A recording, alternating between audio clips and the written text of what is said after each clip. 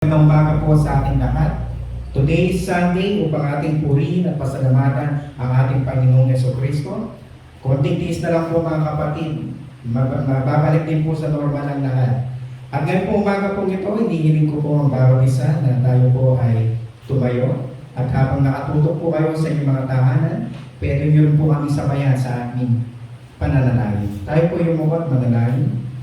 Panginoong Diyos na makapangyarihan sa lahat, kami po ay nagpapasalamat at nagpupuri sa oras po ito. Salamat Lord sa pagkakataong ibinigay niyo sa amin upang kayo po ay pasalamatan, purihin at sambahan sa lahat ng kabutihan ninyo sa aming buhay. Salamat Panginoon sa umaga po ito na hindi po naging hadlang anuman ang aming sitwasyon upang gawin ang aming pagpuri, pagpapasalamat po sa inyong kabutihan sa aming buhay. Salamat po Panginoon sa lahat ng pagpapala ninyo, sa inyong pag-iingat, sa inyong proteksyon, sa inyong pag-ibig sa bawat isa sa amin at ganoon sa aming family. Salamat po Panginoon, patuloy niyo po aming gabayan at bigyan ng katauhan sa amin sa umaga pong ito. Sa inyo po ang kapurihan, sa inyo po ang kapasalamatan.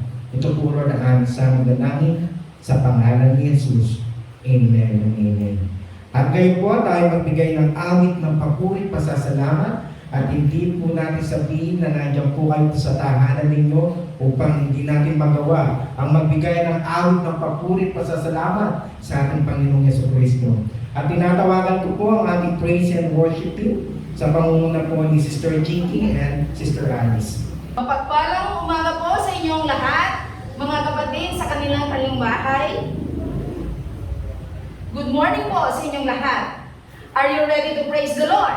Amen. Amen. Hallelujah. Before we are going to start, I am going to read Pahayag, Kapitulo 3, versikulo 8 hanggang 10. Alam ko ang mga ginagawa mo. Alam kong kaunti lamang ang iyong kakayahan, ngunit sinunod mo ang aking salita at naging tapat ka sa akin. Kaya binuksan ko para sa iyo ang isang pinto na hindi maisasara ninuman. Tingnan mo, palalapitin ko sa iyo at paluluhurin ang mga kampo ni Satanas na nagpapanggap ng mga Hudyo, ngunit hindi naman, at sa halip ay nagsisinungaling. Malalaman nilang minamahal kita, sapagkat tinupad mo ang aking utos na magtiis, iingatan naman kita sa panahon ng pagsubok na darating sa lahat ng tao sa buong daigdig. Amen. Ang sarap namin ang mga salita ng ating Panginoon. Amen. Hallelujah.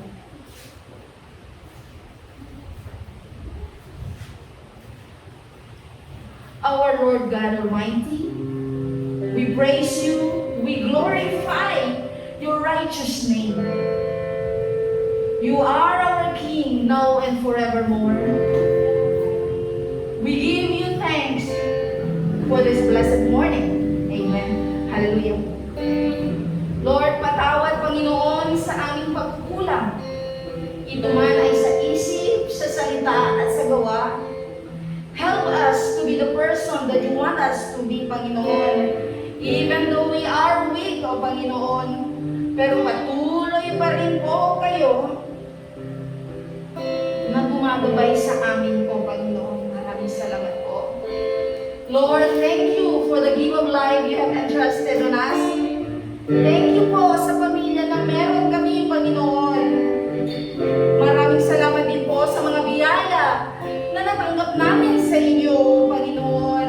Galing ito sa aming trabaho, sa aming mga negosyo, hanap buhay, Panginoon, at iba't iba pa. Maraming salamat, Lord.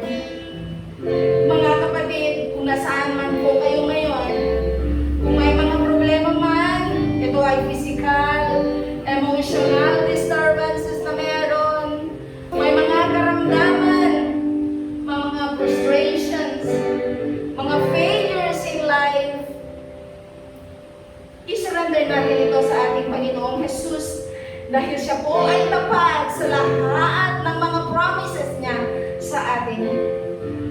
Siyang magbibigay ng solusyon sitwasyon, mga kapatid.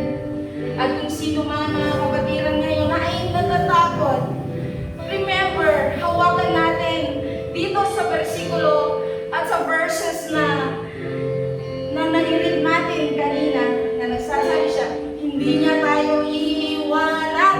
Amen? Hallelujah! Sa kagalakan ng puso natin, sambahin at isigaw natin na si Jesus ang ating hininga at ang ating kalakasan. Siya ang ating Panginoon, worthy to be praised now and forevermore. Amen? Hallelujah, mga kapatid. Let us shout to the Lord with a grateful heart. Amen this morning. Hallelujah.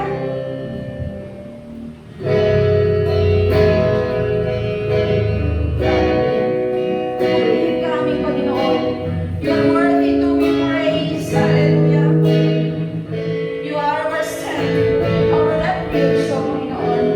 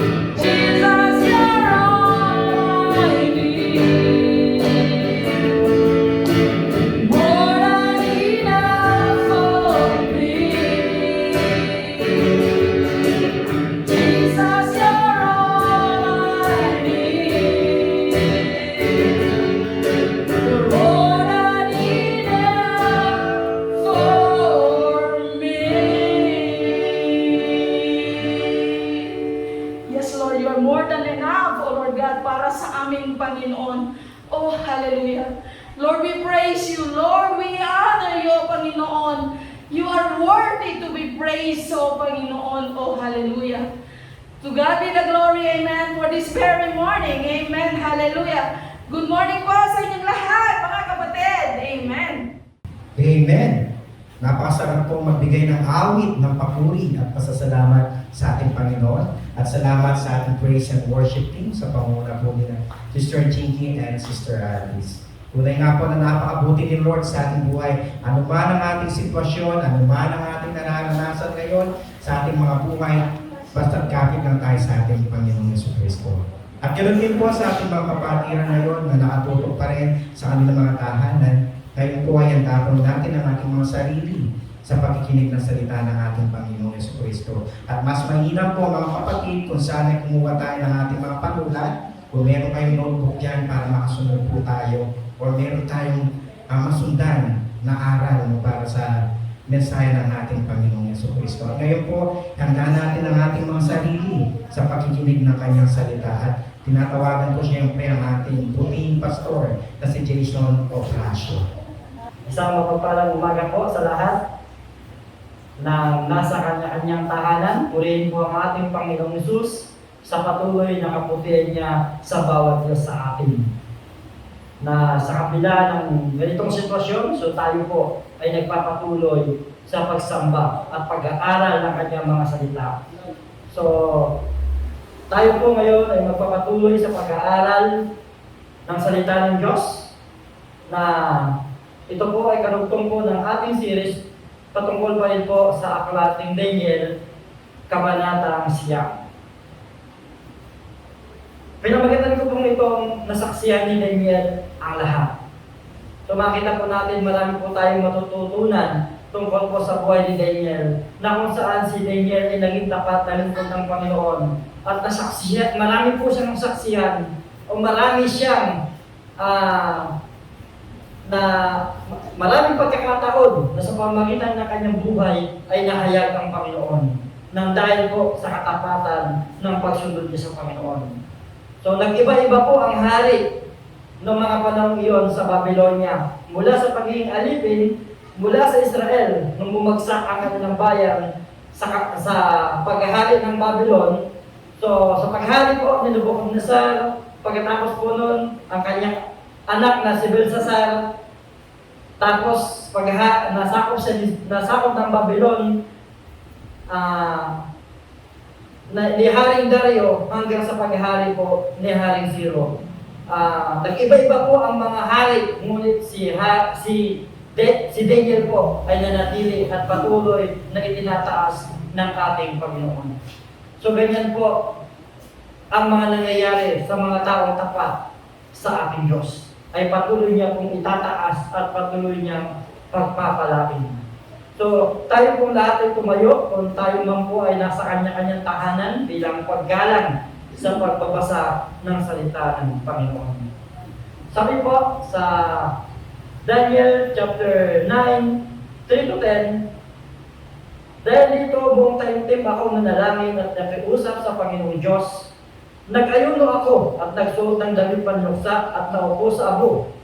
Nanalangin ako kay Yahweh na aking Diyos at hiningi ko ang kapatawaran ang mga kasalanan ng aking mga kababayan.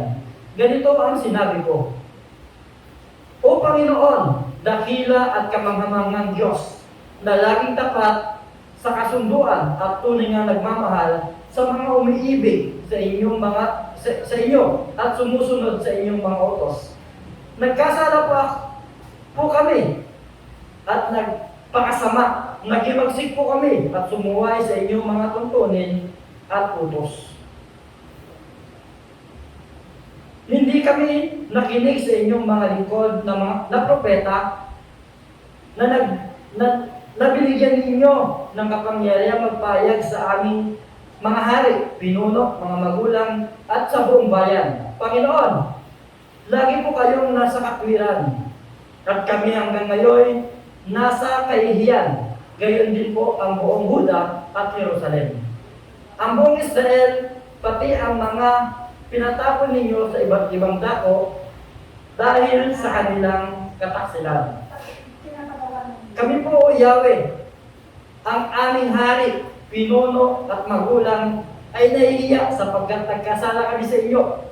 Panginoon na aming Diyos, kayo po ay mahabagin at mapagpatawad sa kabila ng lagi naming paghimagsik at pagsuway sa mga utos na ibinigay ninyo sa amin na inyong mga alipin sa pamamagitan ng inyong mga lingkod na propeta. So, pagpalain po ang nakapakinig at nangingit ang magsasapamuhay ng salita ng Panginoon. Tayo pong lahat ay umuko at manalangin. Ama namin Diyos na dakila at makapangyarihan sa lahat, tunay nga ugad na ikaw po ang aming Diyos na dakila at makapangyarihan na patuloy, Panginoon, na gumagabay at pumapatnubay, Panginoon, sa bawat Diyos sa amin. Salamat, Panginoon, sa umagang ito, na sa patuloy na pag-aaral namin ng iyong mga salita, na patuloy, Panginoon, na magiging gabay at magiging pagpapalay po sa aming buhay. Lord, dalangin po namin na ikaw po ang patuloy na kumilos ang iyong banal na Espiritu, Panginoon, lumuob sa bawat isa upang sa aming Panginoon ang sapat na kaunawaan. Upang itong mga salitang ito, Panginoon, ay patuloy na mapagbabago at mga pagpatatag, Panginoon, ng aming pananampalataya hanggang sa masunod namin, Panginoon, ang iyong kalooban. Maraming salamat po aming Ama. Sa iyo po ang kapulit at pasalamat sa makapangyarihang pangalan ng aming Panginoon Jesus. Amen. So, pwede na pong maupo kung may mga nakatayo man sa kanilang tahanan. So, tayo po ay umupo na. So, ang panalangin po ni Daniel para sa kanyang mga kababayan. Sa gitna po ng hindi magandang pangyayari sa mga panahon iyon sa buhay ni Daniel at sa panahon sa mga pagkakataong iyon sa sitwasyon ng kanyang mga kababayan Israel, ay nakita niya po ang paghihirap. Nakita niya kung gaano ang hirap ng pagiging alipin. Habang inaalipin po itong kanyang mga kababayan, dahil ang Babylonia po ay nag-iba-iba ang hari, bumagsak na rin sa kamay ni Haring Dario. Siyempre, pagpanibagong hari, panibagong pamamahala na naman, panibagong patakaran. So kaya nakita po ni Daniel ang paghihirap ng kanyang mga kababayan. Kaya siya po ay lumapit sa Panginoon. Si Daniel po ay naging tapat sa Panginoon sa pasimula pa lamang. Nung napag-aralan po natin sa chapter 1 ng Daniel, sa pasimula pa lamang, nung sila ay ginawang bihag ng Babylonia, nung pinili sila mula sa pagiging kabataan, pinili sila na upang sanayin na maglingkod sa hari, sa pasimula pa lamang ay naging tapat na si Daniel sa Panginoon. Hindi siya nagtaksil sa Panginoon. Hindi niya tinalikuran ng Panginoon. Kahit na sa gitna ng kanyang pagiging alipin, ay naging tapat siya sa kanyang Diyos na buhay na pinaglilingkuran. Kaya po ito po yung naging susi upang patuloy siyang iangat at patuloy siyang ingatan at pagpalain ng Panginoon. Si Daniel ay naging tapat mula sa Panginoon. So kaya sa atin mga kapatid, kung tayo po ay patuloy na magiging tapat sa Panginoon, ay patuloy tayong pagpapalain ng Diyos.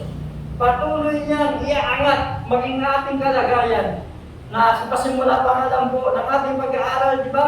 So, patuloy na mag-iba-iba man ang mga pinuno, ang ating boss, ang mga tagapamahala, kung tayo ay magiging tapat sa Panginoon, ang Panginoon po ang mag-aangat. Ang Panginoon ang magpapala sa atin. Dahil ang Panginoon naman ang may kontrol ng lahat.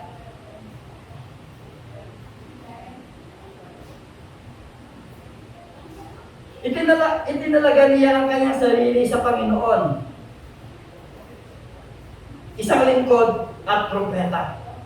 So from the start, itinalaga niya na talaga yung buhay niya, ipinagkatiwala niya sa Diyos. Ibinigay niya na sa Diyos ang kanyang buhay.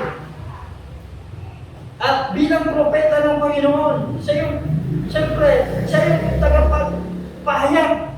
Sa kanya, ipinapahayag ng Panginoon ang nais niyang sabihin sa mga tao.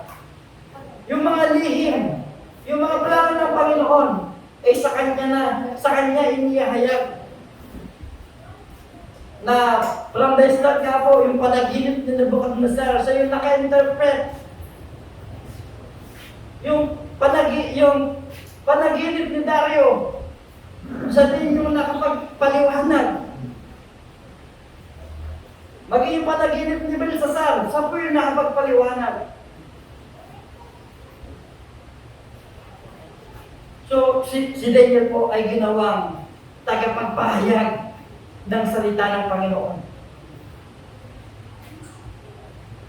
Si Daniel ang nagbasa ng mga aklat upang alamin ang kahulugan ng 70 taon na pagkaalipin ng Israel.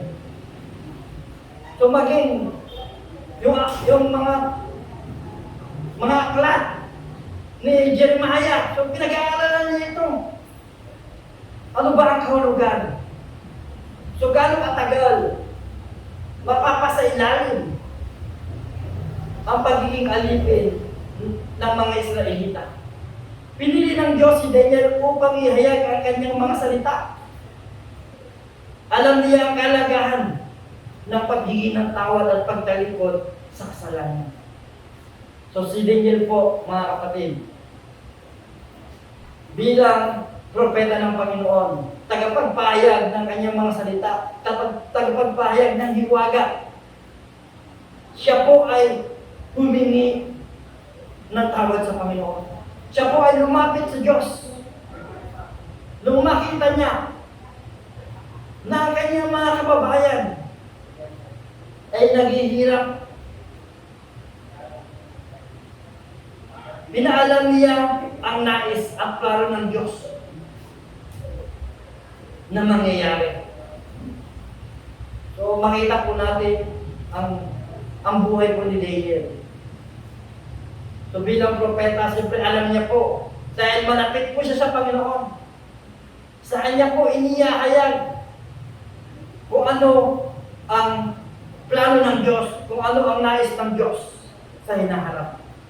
Sapagkat ipinapahayag po ng Diyos ang kanyang kalooban sa mga tao, may malinis na puso, mga kapatid. Gaya po ni Daniel, na tapat sa Panginoon bilang isang propeta. Sa kanya po nangungusap ang Panginoon. Sa atin ngayon, mga kapatid, so pwede po mangusap sa atin ang Panginoon. Sapagkat sabi dito, ang Diyos po ang nangungusap sa tao may malinis na puso, may malinis na kalooban. Kung tayo ay tapat sa Panginoon, maging kagaya ni Daniel, ipapayag sa atin ng Panginoon. Ano man yung mga pangyayari, ano yung mangyayari, ano ang kanyang kalooban, ay ipapahayag sa atin ng Panginoon. Ano ang nais ng Diyos? Ngayon po, malinaw na. Malinaw sa atin kung ano ang nais ng Diyos. Nakalagay na, nandiyan na sa Bible, ano ba ang kalooban ng Diyos? Bakit nakaranas ng pagdurusa ang kanyang bayan, ang bayan Israel? Bakit inalipin? Mga kapatid, may plano ng Diyos sa kanyang bayan.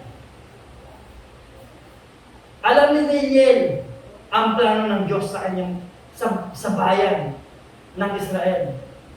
Na from the start pa lang, inihayag na ito ni Jeremias, ni Jeremiah. Napakaganda po ng plano ng Panginoon. Ang plano po ng Panginoon sa bayan Israel ay hindi po nagbabago. Pinangako niya po ito kay Abraham na pagpapalain niya ang kanyang salinlahi bilang tapat na lingkod ng Panginoon. Ipinangako po ito kay Abraham. at hindi po magbabago ang pangako ng Panginoon. Ngunit sa mga pangako po na ito, ay may kondisyon po. Dapat. Dahil makakamtan lang po natin ang pangako ng Panginoon kapag tayo ay sumusunod sa kondisyon ng Diyos. Na makakamtan natin ang pagpapala ng Panginoon kung tayo ay magiging tapat at susunod sa Kanya. So ganito po ang nangyari sa mga Israelita. Sa kabila ng pangako ng Diyos kay Abraham at sa kanilang mga ninuno,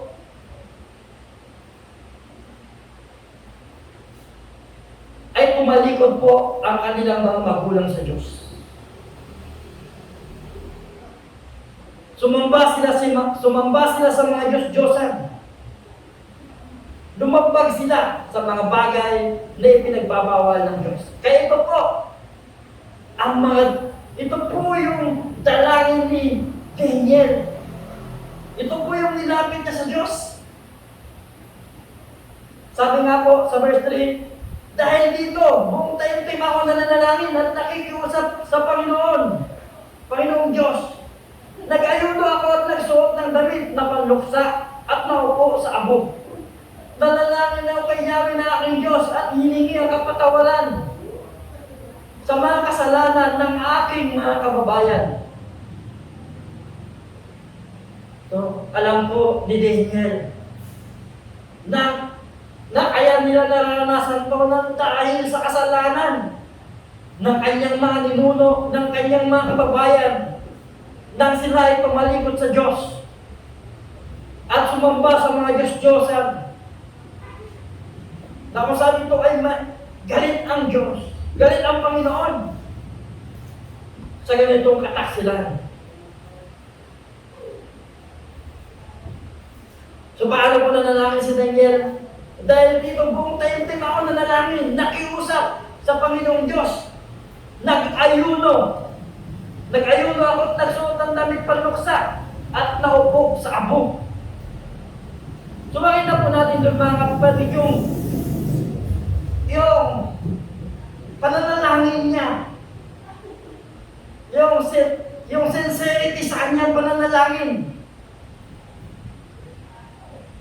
yung kapakumbabaan mo sa Panginoon, na kung nang dahil sa nakita niya yung sitwasyon ng kanyang kababayan na naghihirap, so siya po ay nagpakumbaba sa Panginoon.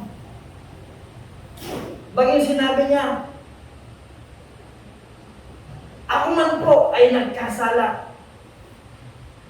Hindi niya lang sinabi na, Lord, patawarin mo po ang aking mga kababayan na mga makasalanan ito.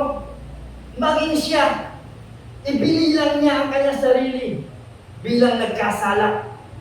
So ganun po ang taong nagpapakumbaba sa Diyos.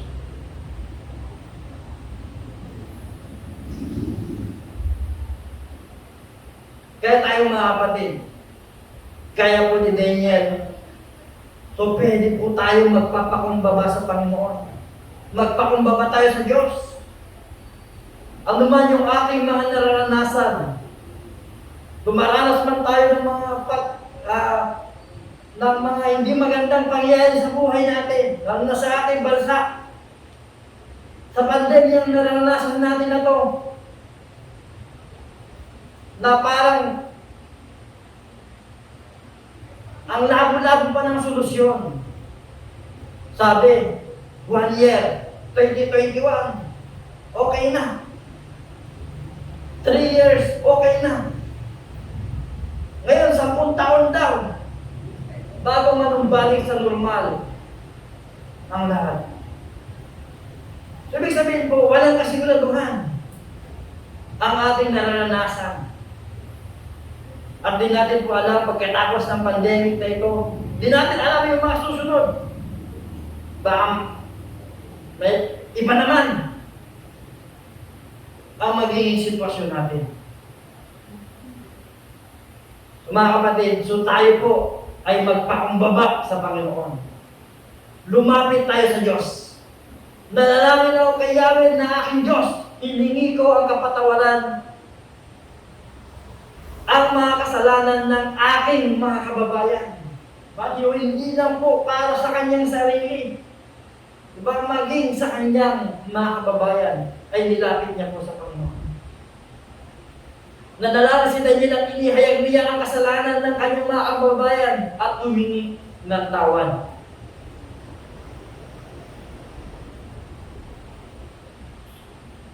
So kaya napakahalaga po ng pananalangin.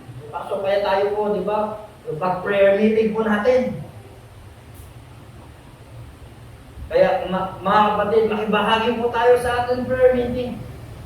Online. May online na po tayo, maging bahagi po tayo ng pananalangin. Na sa naranasan ng ating bansa, ng buong mundo, ang susi po dito ay panalangin. Hindi lang basta vaccine, kundi panalangin po. Gaya po ng ginawa ni Daniel, na nanalangin siya, nagpakumbaba siya para sa kanyang mga kababayan. Panginoon, lagi po kayong nasa katwiran at kami, Panginoon, lagi po kayong nasa katwiran at kami hanggang ngayon ay nasa kahiyan. Gayon din ang buong Huda at Jerusalem. Ang buong Israel, pati ang mga ipinatapon ninyo sa iba't ibang dako dahil sa kanilang kataksilan. So alam mo ni Daniel na ang Diyos niyang pinaglilingkuran ay makatarungan. Hindi lang siya mabait.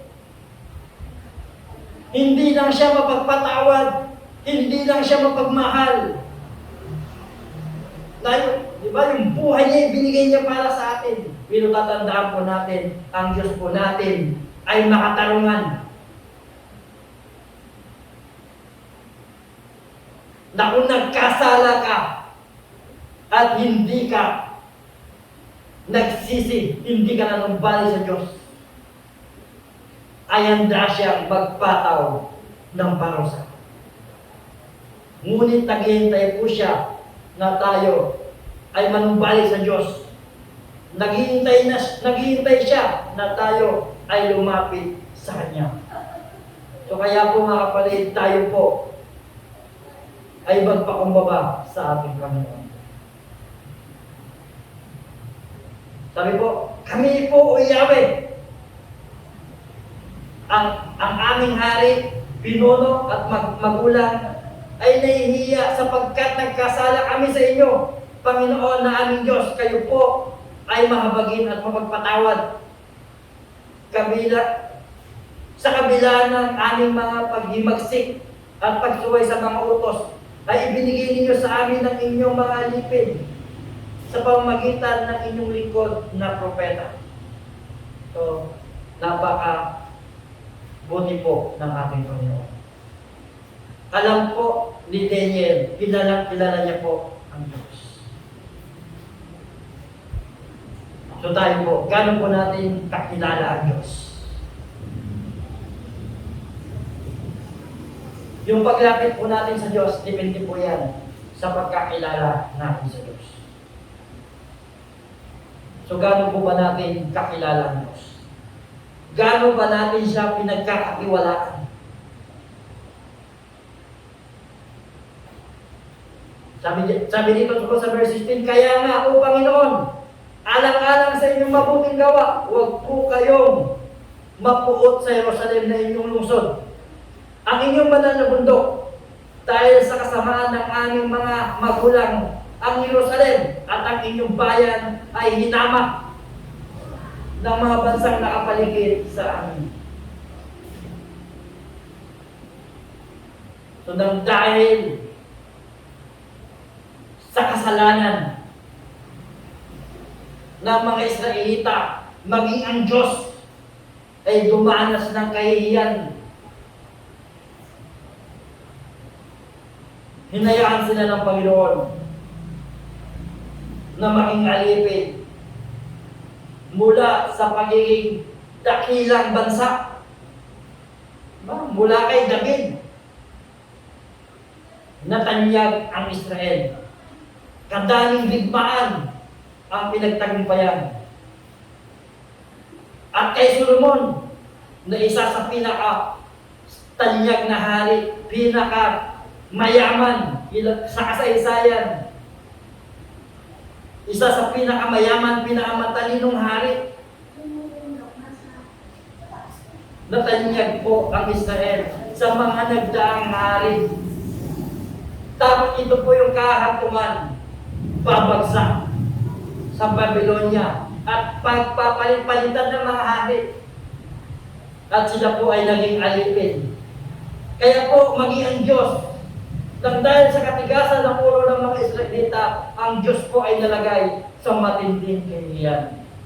Kaya tayo po mga kapatid, huwag po natin hayaan na sa pamamagitan natin, ang Diyos natin pinaglilingkuran ay malagay sa matinding kahihiyan.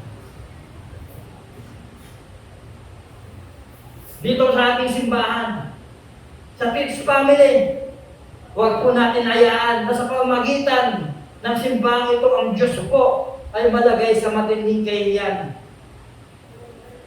Nang dahil sa katigasan ng ulo, nang dahil sa pagsuway ng kanyang mga lingkod o ng kanyang bayan. So nalalaman si Daniel, kinilala ni Daniel ang kasalanan ng Israel na nagdulot ng kaparusahan sa mga mamayan ng Israel. So una, pag tayo mananalangin, kilalangin mo, saan ba tayo nagbulang? Kung dumaranas tayo ng iba't ibang pagsubok, siyempre, kuhanin natin? Hanapin natin, siyasatin natin, saan ba tayo nagbulang? Huwag natin sisihin ang Diyos. Huwag natin sisihin ang ibang tao sa sitwasyon natin. So tayo po mismo sa sarili natin, saan ba tayo nagkulang? Hiningi niya ang kapatawaran ng Diyos sa kanyang bayan.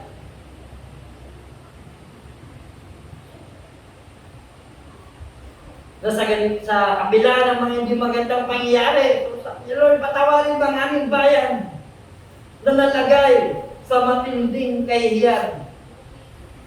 Alam ni Daniel na dahil sa kasalanan, sila ay patuloy na naging alipin ng ibang lahi.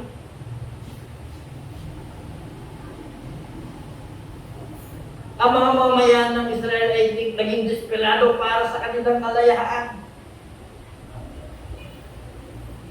Na ilang generation na, patuloy pa rin silang inaalipin. Di ba, paano ka po hindi magiging desperado nito?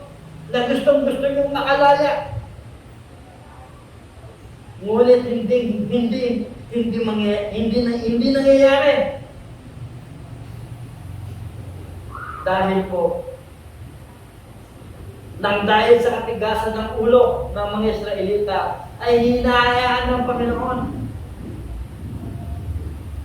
na sila ay patuloy na maalipin, sapagkat sinabi ng Diyos sa kanila, sa kanyang bayan, na kung sila ay magiging tapat sa Diyos, ay pagpapalain sila at titipunin sila.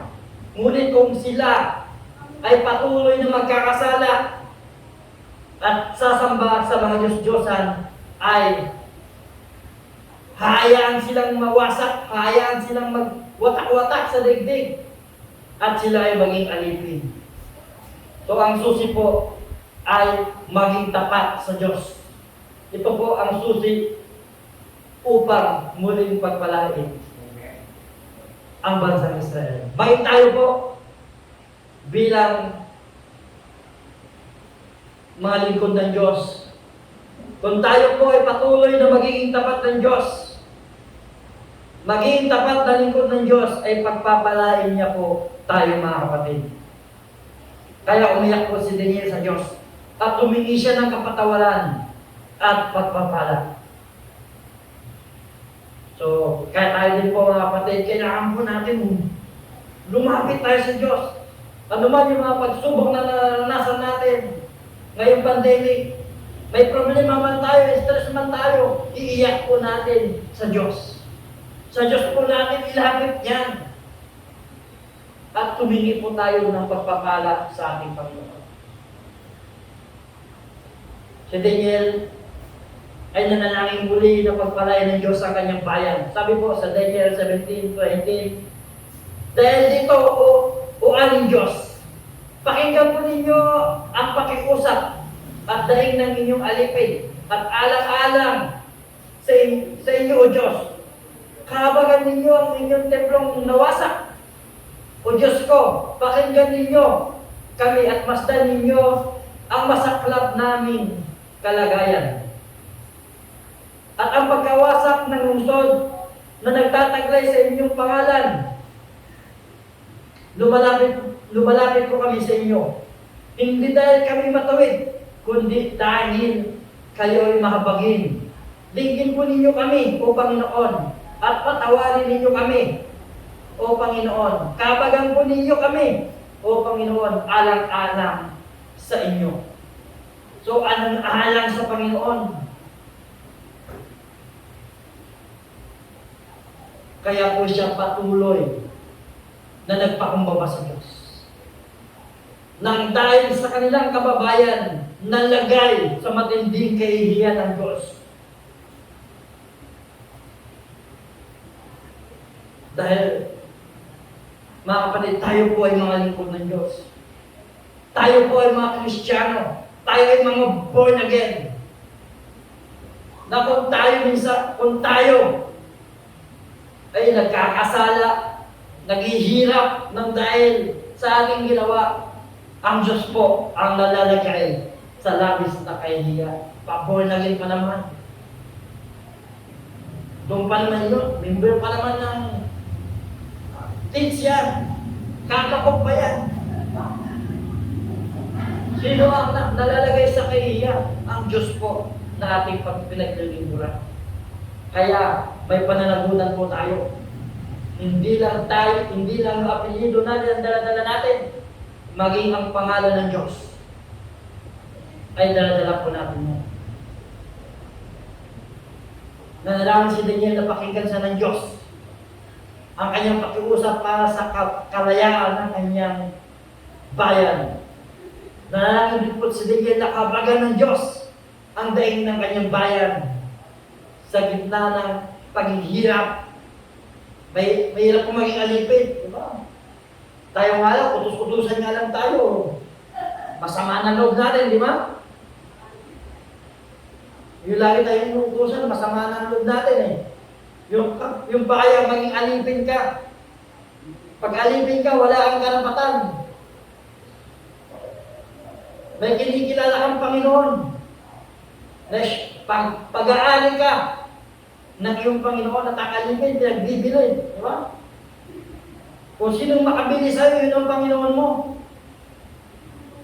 Ganun po ang sitwasyon ng isang alipin. Kaya mahirap po ang naging kalagayan ng mga kababayan ni Daniel. Maging si Daniel po, naranasan niya ang pagiging alipin. At nang dahil sa katapatan niya sa Panginoon, kaya lang siya itinataas ng Panginoon. Alam ni Daniel na ang Diyos po ay makatarungan. Bigyan ninyo, O Panginoon. Patawarin ninyo kami, O Panginoon. Kahabagan ninyo kami, O Panginoon, alang-alang sa inyo. Dito po yung dalangin ni Daniel na alang-alang sa Panginoon. Hindi para sa kanyang sarili, kundi alang-alang sa pangalan ng Panginoon. Kaya nais niyang makalaya ang kanyang mga kababayan. Nais niyang makalaya ang kanyang mga kababayan, ang kanyang bayang Israel. Nais niyang mabalik ang karangalan nito na mula sa katanyagan, pinagpalit-palitan ng iba-ibang lahi upang maging alipin. Mga kapatid, huwag natin hayaan na sa pamamagitan natin ay mapaya po ang Diyos. Mabigat po ang ating pananagutan bilang mga anak ng Diyos. Sino tayo para mabayaan Diyos? Kaya mga kapatid, magpatatag po tayo. Pagsumikapan natin na mabuhay ayon sa kalooban ng Diyos. Upang sa pamamagitan ng ating buhay ay hindi mapahiya ang Diyos. Mga kapatid, ano po ang magandang dulot sa atin? Nang tungkol sa buhay ni Daniel. May magandang dulot ba? May natutunan ba tayo sa buhay ni Daniel? So siyempre maraming magandang dulot sa atin na patotoo ang buhay ni Daniel. Ito po ay nagbigay kamalayan sa atin patungkol sa kasalanan. Na kung tayo ay patuloy natatalikod sa kasalanan, iiwas sa kasalanan, ay pahaamdan po natin yung pagpapala ng Panginoon. May iwas tayo sa parusa ng Diyos. Kaya huwag po tayong matakot. Kung tayo ay tapat sa Panginoon, mas piliin po natin ang daan patungo sa landas ng Panginoon.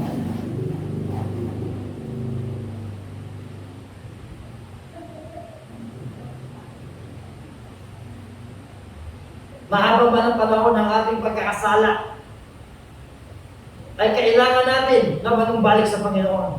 Kung ikaw ay nagkakasala ngayon, kailangan mo manumbalik sa Diyos.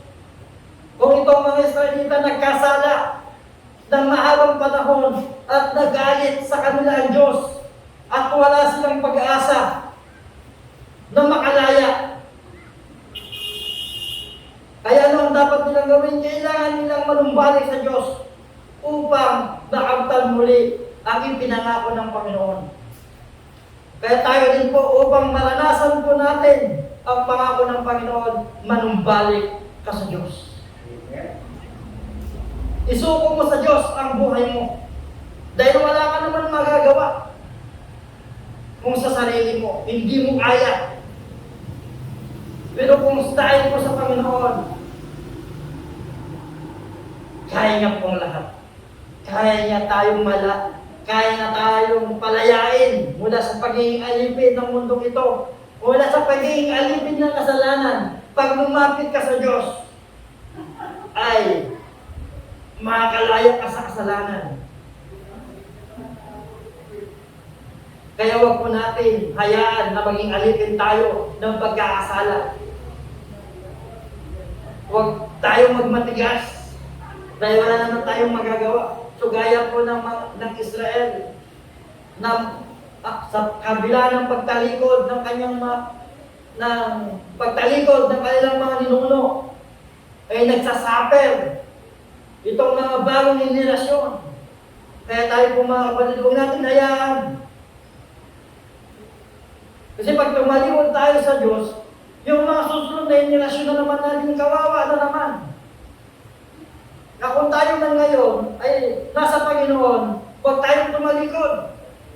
Dahil hindi lang para sa atin, maging sa mga susunod na henerasyon na mailagay natin sila sa tama, na mamuhay sila, na may pananampalataya sa Diyos, mamuhay sila ng pagiging malaya.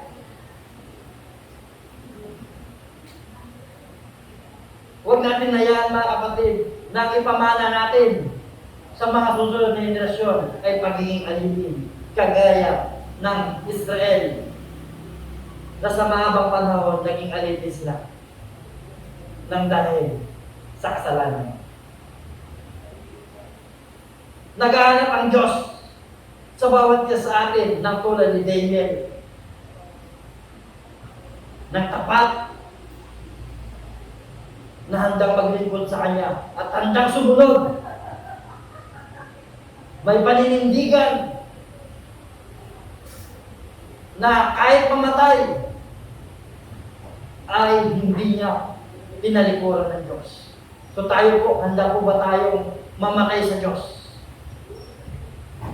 Handa tayong maging tapat sa Diyos kahit na malagay sa bingit na kamatayan ng ating buhay.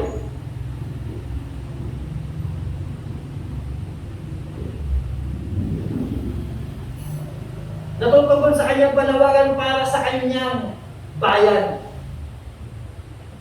Kung ang Diyos po ay naghahanap ng tutugon sa kanyang panawagan.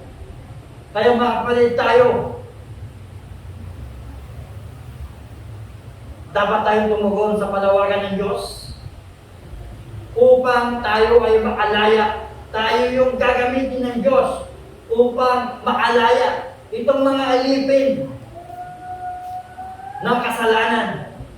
Itong bayan natin na marami pa dyan ay nagiging alipin ng kasalanan.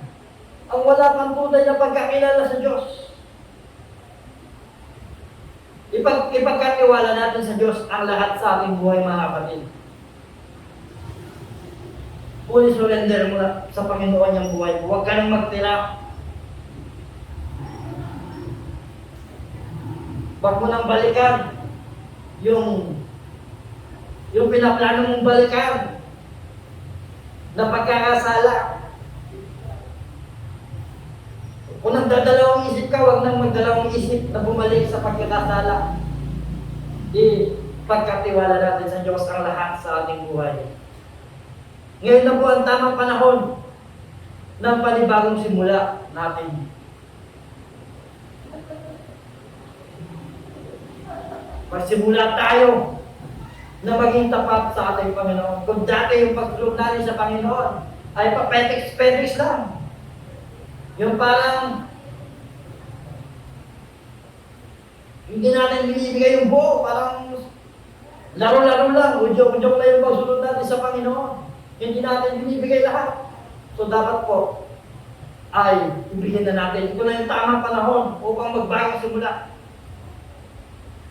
Bakit pa kailangan natin maghintay?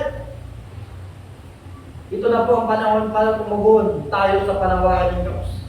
Gaya pa ni Daniel na tinawag ng Panginoon, na ginamit ng Diyos upang mahayag ang Diyos sa pamamagitan ng kanyang buhay. Tayo po, so dapat bilang lingkod ng Diyos, bilang Kristiyano, sa pamamagitan ng ating buhay ay mahayag ang kadakilaan at kapangyarihan ng Diyos. Ilang hamon po sa atin, paunang Pedro, chapter 4, 7-8, malapit ang wakas ng lahat ng bagay. Kaya nga maging maayos ang inyong pag-iisip at laging maganda sa panahon. Higit sa lahat, mag-ibigan kayo ng buong ningas sa isa't isa. So mga kapatid, malapit na po ang wakas. Hindi natin alam kung kailan. Kung sa paanong paraan darating ang Panginoon sa ating buhay.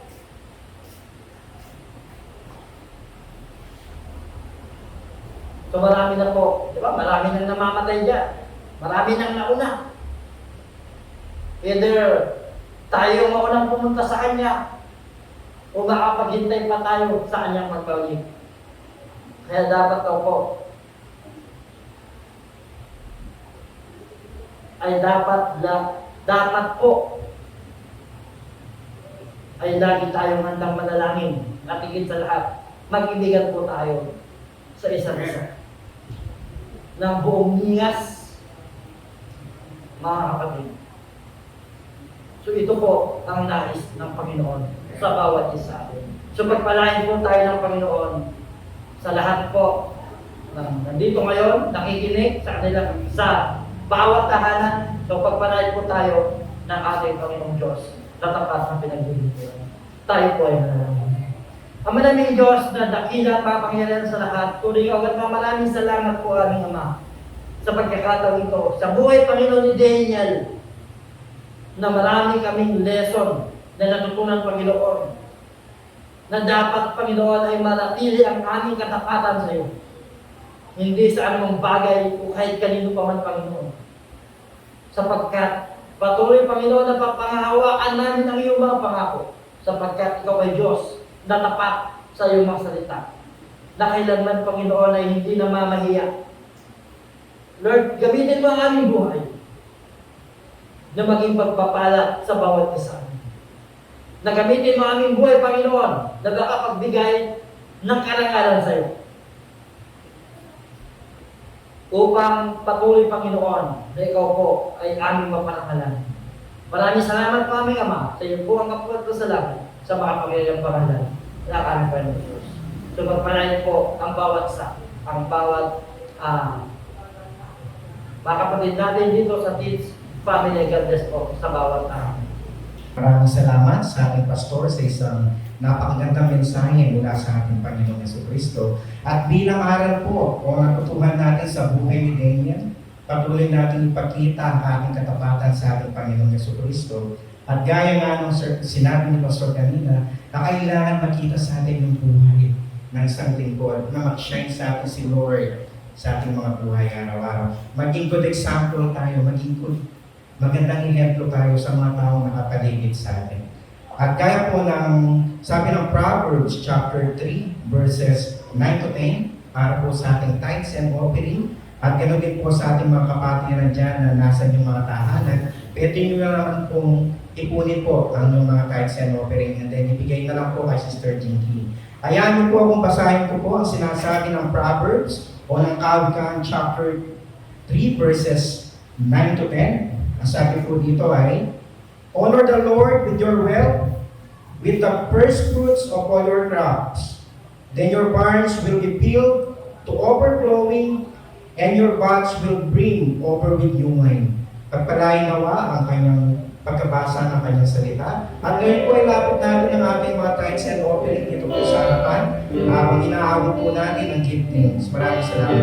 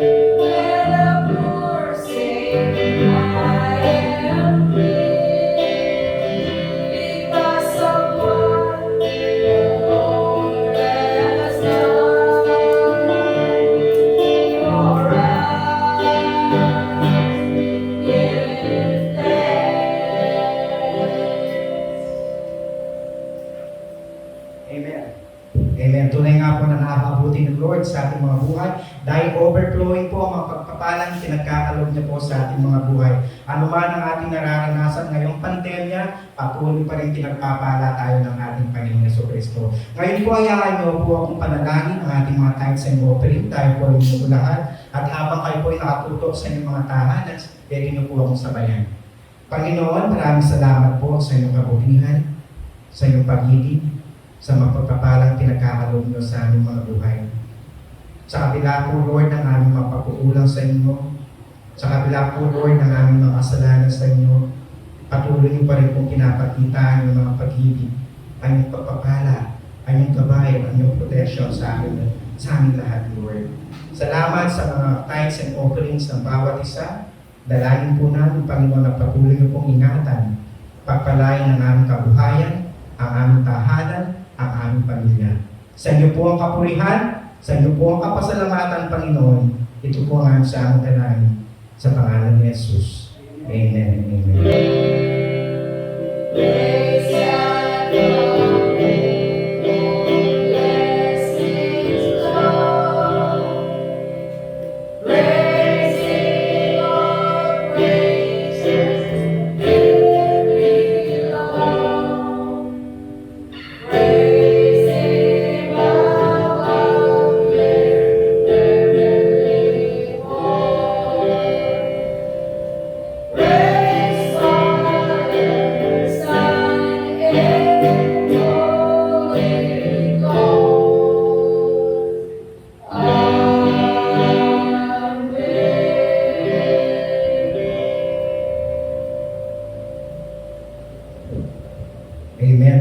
po sa ating closing prayer and benediction. Muli tinatawagan ko po ang ating buting pastor na si Pastor Jason Obrasio.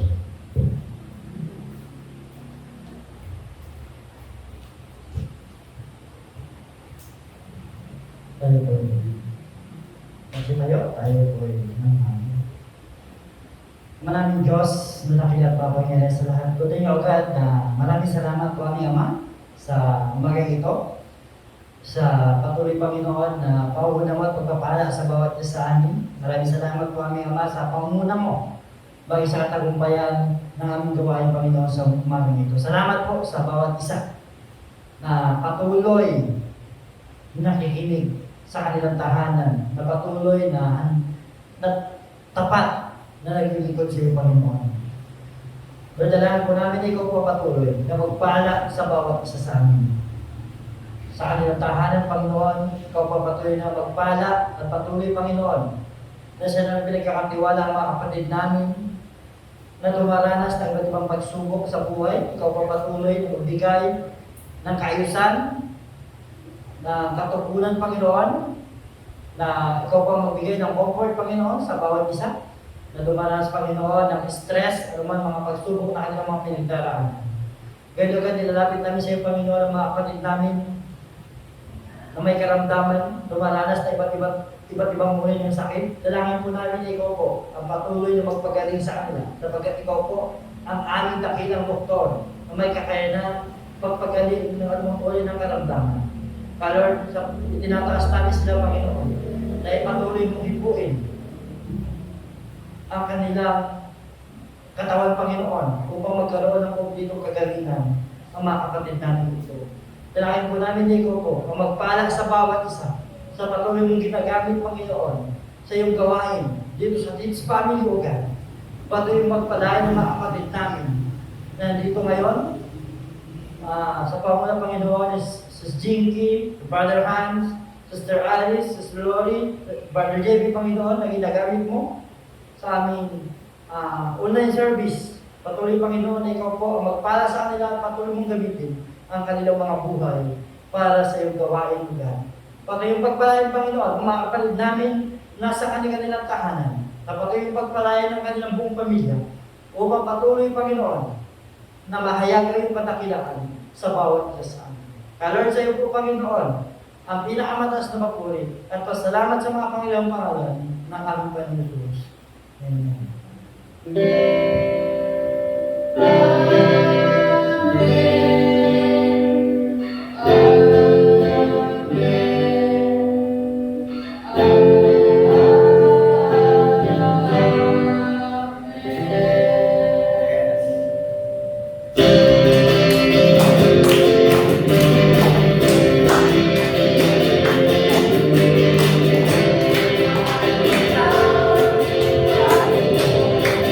Yes, mahal na mahal kita.